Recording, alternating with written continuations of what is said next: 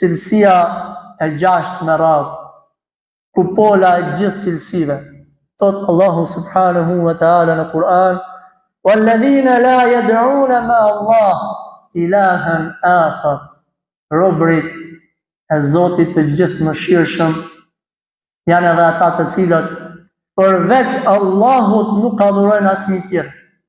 Cilësia më e lartë, grada më e lartë e besimit fjala la ilaha illallah.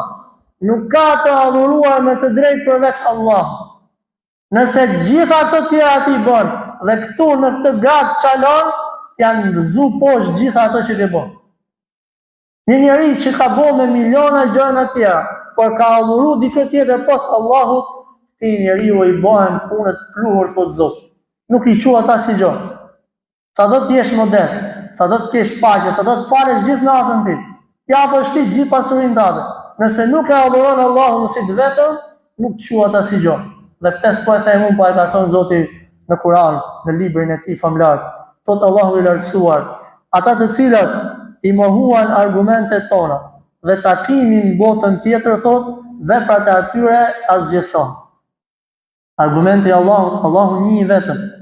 Të gjitha gjërat që ndodhen në qiell dhe në tokë tregojnë për njësimin e Zotit. Se ai është një dhe i vetëm dhe nuk ka shok. Fjala la ilaha illallah në vetvete përmban njësimin e Zotit. Njësim do thot veçim. La ilaha, çka do thot la ilaha?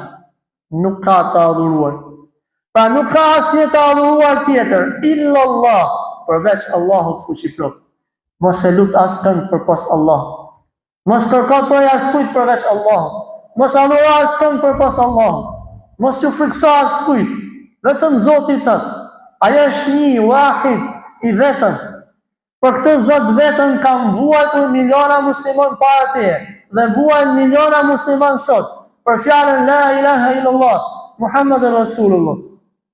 Robërit e Allahut janë ata të cilët nuk lusin, nuk adhurojnë askën tjetër përpos Allahut subhanahu wa ta'ala. Allahu na ruaj ne, familjarët tonë dhe shoqërinë tonë prej idhujtarisë. Nuk ka diçka më të keqe se sa idhujtaria. Kush adhuron ose kush i bën shok Allahut, e ka humbur të botë dhe botën tjetër. Kush i bën shok Allahut do të jetë në xhehenem përgjithmonë.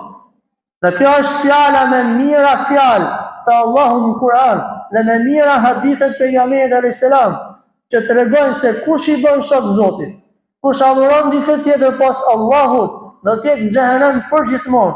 Hum fiha khalidun, thot Allahu. Aty do të jenë përgjithmonë.